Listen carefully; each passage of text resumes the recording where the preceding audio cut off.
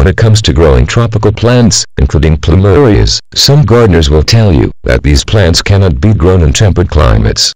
Recently, I have been asked how tropical plants and plumerias can be grown in less than ideal conditions, meaning outside their native subtropical and tropical climates. Tropical plant lovers can let their imagination run wild in creating tropical gardens of their own with all the new plants and information that is available to them these days. No longer do they have to listen to all the naysayers telling them it can't be done.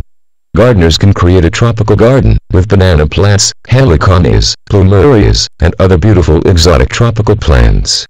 Many of these tropical plants have been developed and hybridized for this very reason.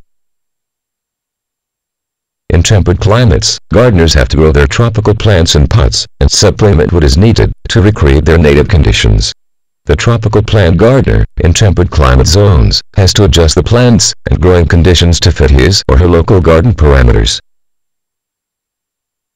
For example, if a gardener wants to include banana plants in the garden design, instead of growing banana plants that grow 12 feet or more, like Musa ice cream, growing dwarf fruiting banana plants is the available and correct choice. Excellent dwarf fruiting banana plants include Musa acuminata, dwarf Cavendish, Musa acuminata, dwarf ladyfinger, and Musa acuminata, super dwarf Cavendish.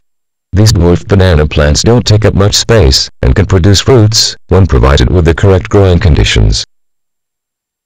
Another excellent alternate choice to grow in temperate climates are ornamental banana plants called Musa ornata. They produce colorful flower stalks which carry an edible banana fruits. Colors of the flower stalks include red, white, purple and pink. An excellent choice is Musa velutina, also called pink flowering banana. The fruit is actually edible if one doesn't mind the seeds. The bananas actually peel themselves back when ripe. Musa velutina starts flowering and fruiting once it reaches 3 feet in height. When traveling to tropical destinations, vacationers encounter heliconias growing in the wild. Many heliconias grow so tall that they would not be considered suitable for container growing. But there are also many smaller heliconias available that can be grown successfully in pots, outside during the summer months, and inside during the colder months of the year. One group is Heliconia subtropical, which grows happily in a pot, including Heliconia subtropical, lady deer, Heliconia subtropical, strawberries and cream, and Heliconia subtropical, and ornata. Several plants of Heliconia stricta can also be successfully grown in pots, including Heliconia stricta, firebird, Heliconia stricta, Sharon, and Heliconia stricta, Bucky. If one's growing space is restricted or limited in size, Heliconia stricta, Dwarf Jamaicanº is an excellent choice. This is a true dwarf heliconia, not growing more than 2 to 3 feet high. The leaves have a thin red stripe down the center. The bracts look like miniature lobster claws, and are large, in contrast to the size of the plant. These bracts last a long time. Plumeria plants are another group of tropical plants thought to be impossible to grow in temperate climates. By providing the correct plumeria care, these plants can be grown as far north as Alaska. Plumeria care involves choosing the correct potting mix, soil additives, fertilizers, and more. This is true for all tropical plants. There's a feeling of serenity when one watches the flowers of plumeria plants, which come not only in many different colors, such as white, red, yellow, pink and rainbow, but also they have unforgettable fragrances, which include citrus, coconut, gardenia, jasmine, peaches, roses, and many more. Plumeria plants can grow quite tall, but can be maintained at the desired height with the correct pruning techniques.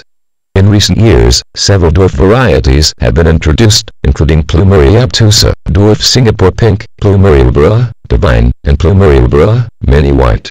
Divine and mini white are considered true miniatures.